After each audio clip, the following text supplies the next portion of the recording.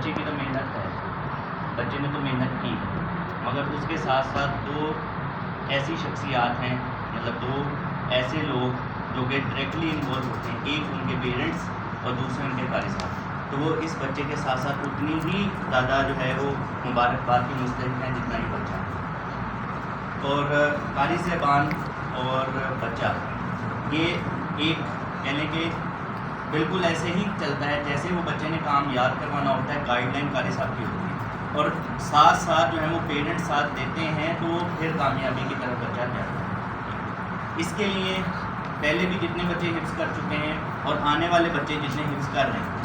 ان سب کے لیے صرف ایک ہی بات ہے کہ اپنا جو معیار ہے تعلیم کا معیار، اس کو بالکل ایسے طریقے سے جیسے جو ہے ایک معیار سیٹ کیا گیا ہے آپ لوگوں کا کہ اس کو یاد کرنا ہے، اس کو سنانا ہے، پھر اس کو جو ہے وہ آگے لے کے منزل پکی رکھنی ہے، ٹھیک ہے، تو وہ ساری چیزیں بالکل اسی طریقے سے اگر چلائی جائیں اور قاری صاحبان اور والدین اس چیز کو انڈرسٹینڈ کر کے اس کو ویسے ہی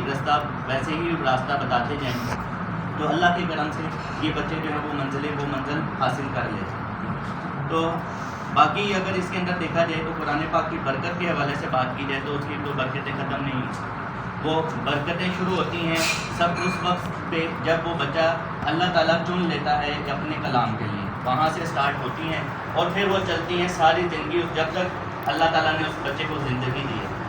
اور وہ یہ اس تک رکی نہیں رہتی، وہ برکت تقسیم کرتا ہے۔ کیسے تقسیم کرتا ہے؟ وہ خود بھی پڑھتا ہے، جہاں پر وہ پڑھتا ہے وہاں پر برکت ہوتی ہے، جہاں پر وہ سناتا ہے وہاں پر برکت ہوتی ہے، جن کا وہ بچہ ہوتا ہے ان کے گھر میں برکت ہوتی ہے، ان کی کمائی میں، ہر چیز جو ہے وہ برکت جو ہے وہ اپنے ساتھ ساتھ لے کے چلتی ہے۔ اور سب سے بڑا افیکٹ اس کے بچے کی اپنی زندگی میں ہوتا ہے کہ وہ اپنے ساتھ وہ رحمتیں ہمیشہ لے کے چلتا ہے اپنے دل میں، اپنے دماغ میں، قرآن اس کا جو ہے وہ اس کے دل میں محفوظ ہوتا ہے، دماغ جو ہے اس کو یاد رکھتا ہے، ٹھیک ہے، تو وہ برکت جو ہے وہ بانٹتا ہے، ٹھیک ہے۔ اس کے اندر اب اس کے بچے کی ذمہ داری آگے جا کے یہ بن جاتی ہے کہ وہ صرف اس کو اپنے تک جو ہے وہ محفوظ نہ رکھے، گھر میں دیکھے کوئی ایسا بچہ یا گھر کے والدین یا کوئی بھی رشتہ دار جو قرآن کے اندر کمزور ہے، جس کو ناظرے کا کوئی مسئلہ ہے، وہ لازمی ان کو جو ہے وہ سکھانے کی کوشش کرے، ٹھیک ہے۔ تو کیونکہ قرآن کے بارے میں یہ کہا گیا کہ آپ صلی اللہ علیہ وسلم کی حدیث ہے کہ پہنچا دو چاہے مجھ سے ایک آیت، ٹھیک ہے، ایک کوئی بات،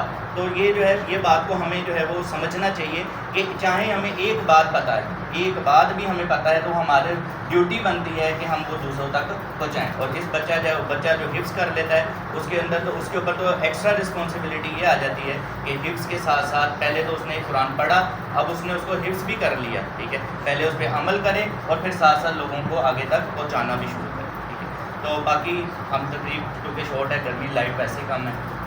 تو آپ آگے تک ہو گئے، جزاک اللہ۔